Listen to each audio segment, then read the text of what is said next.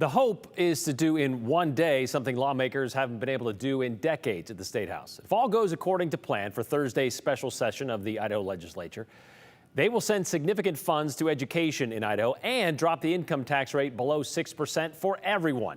Oh, and for good measure, they want to remit a refund to taxpayers, something they've actually done twice in the last 12 months, so this would be the third time. Just in time for a general election. Heading into tomorrow, there is a lot of support among lawmakers to vote yes on Governor Little's wish list.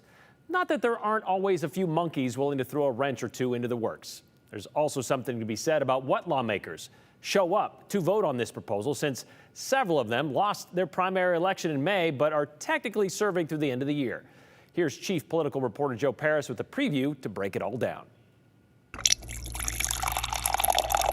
Get the coffee ready. It's going to be an early morning at the Idaho Statehouse Thursday.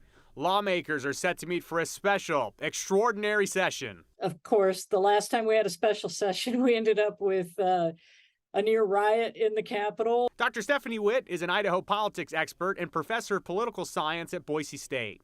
She says the coordination of a long list of legislative co-sponsors on the governor's proposed wish list is telling.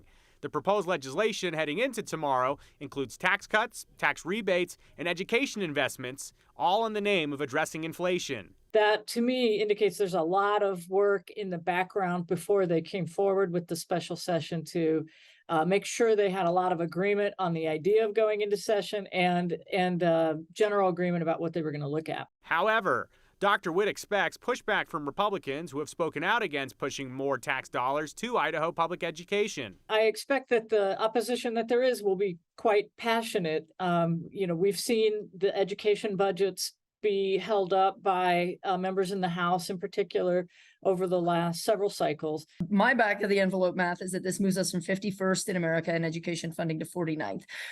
So it's not like we should be doing, giant dances in the streets. House Minority Leader, Democrat Representative Alana Rubel says the proposed $410 million investment into public education is a good start at addressing a lack of education funding in Idaho. It's a step in the right direction. I'd rather be 49th than 51st, but it leaves a lot of problems unsolved. We are still going to have a heck of a time retaining and recruiting teachers, and this does absolutely nothing for the actual physical facilities, which are a whole other standalone crisis, requiring over $800 million just to get our schools into adequate condition around the state. Rubel and other Democrats are concerned about the possibility that the proposal going into the day on Thursday will be significantly changed throughout the course of action. I'm already hearing rumors that there is mischief afoot to monkey with the education funding piece.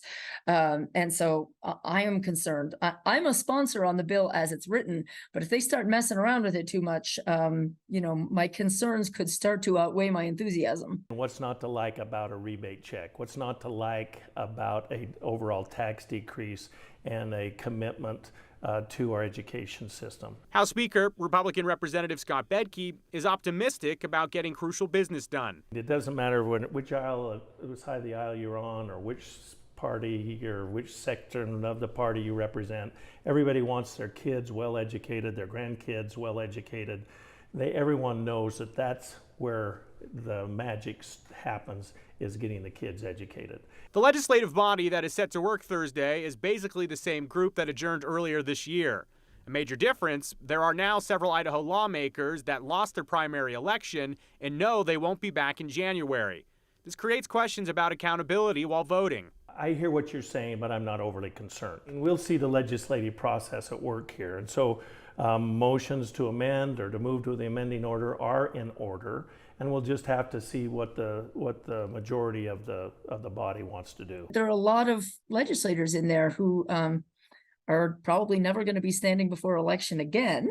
And for better or worse, there's arguably a lesser degree of accountability in the timing there. So, will lawmakers stay close to what Governor Little proposed, or will final votes be on legislation with significant changes? This could all be a big illusion. There's $330 million in education funding that's going to be earmarked from sales tax proceeds. There is nothing to say that the legislature can't come in next session and deduct that very same amount out of the regular budget that they would allocate from general funds. What does success look like for you at the end of the week? Success looks like by 8 p.m. tomorrow, we're done. That's, I mean, I don't know, it's impossible to predict every twist and turn. But I think that we can do this in one day. That's certainly our goal. And they'll start tomorrow at 8 o'clock in the morning over at the Idaho Statehouse. I've seen a lot of questions today from people wondering what's going to happen tomorrow.